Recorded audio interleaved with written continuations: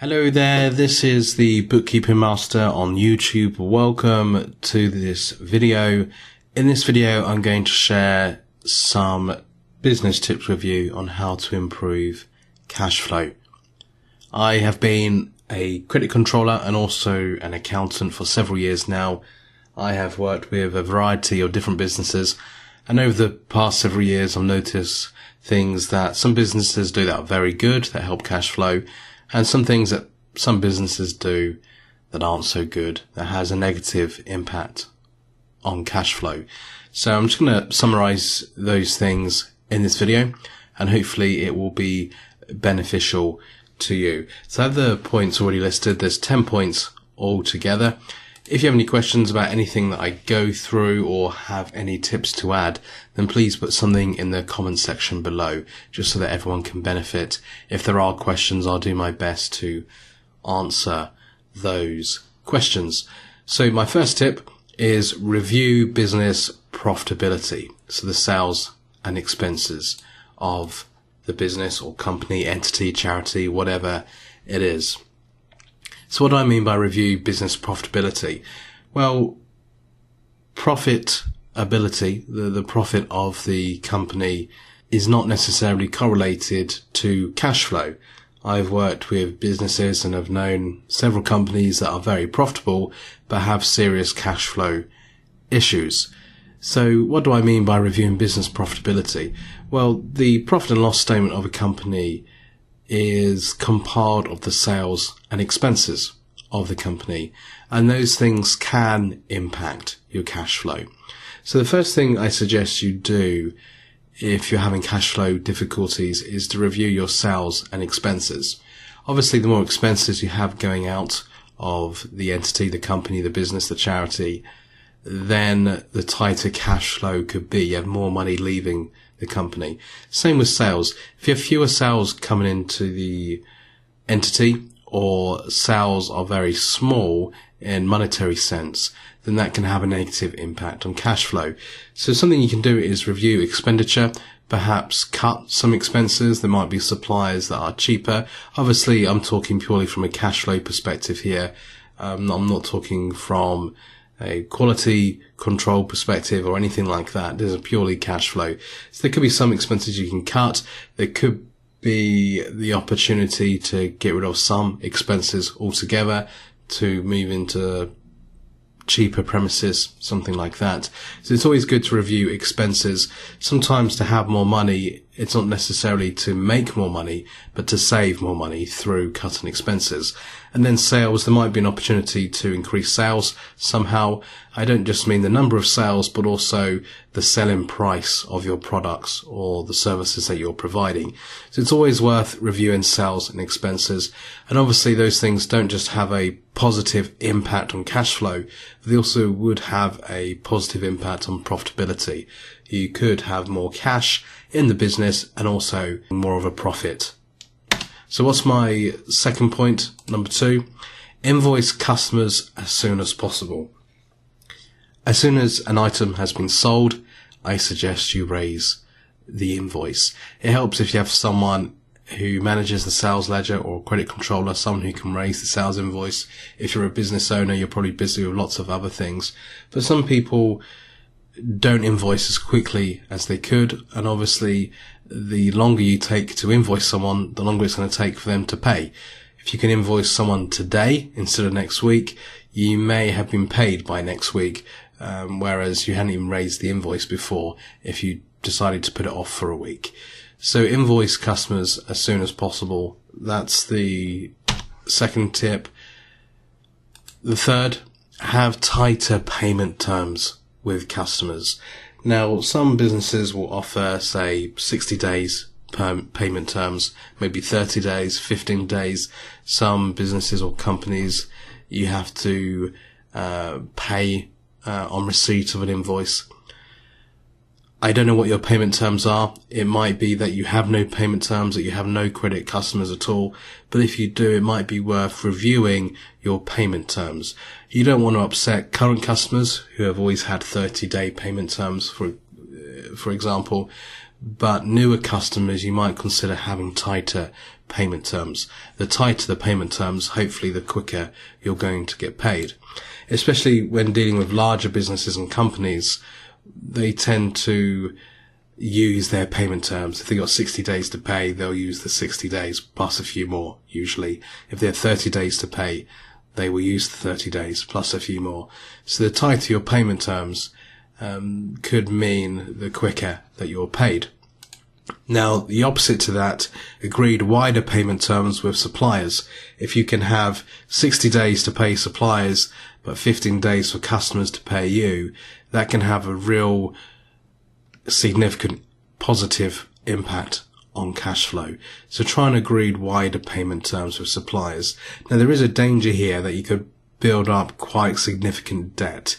If you're used to paying suppliers within 15 days and then jump to 60 days, you're going to have your debts possibly triple, quadruple.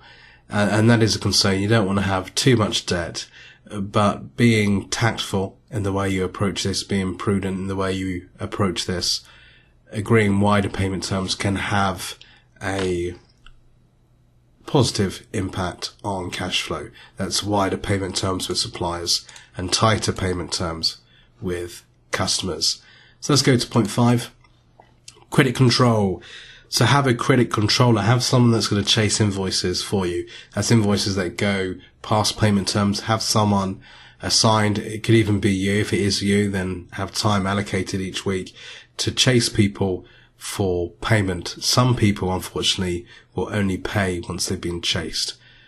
Have clear credit control procedures. So if a debt is 7 days overdue, this is what you're going to do. If it's 14 days overdue, this is what you're going to do.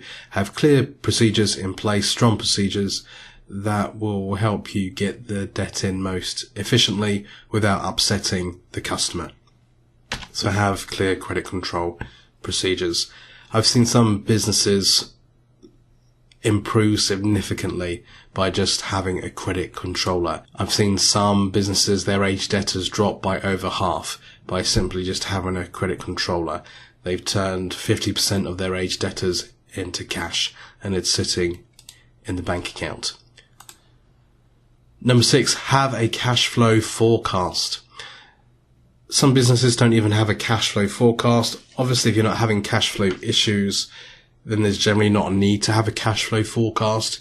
But if you are having cash flow issues, then it's worth forecasting your cash, how much cash is going to be available to pay suppliers, to meet your expenses.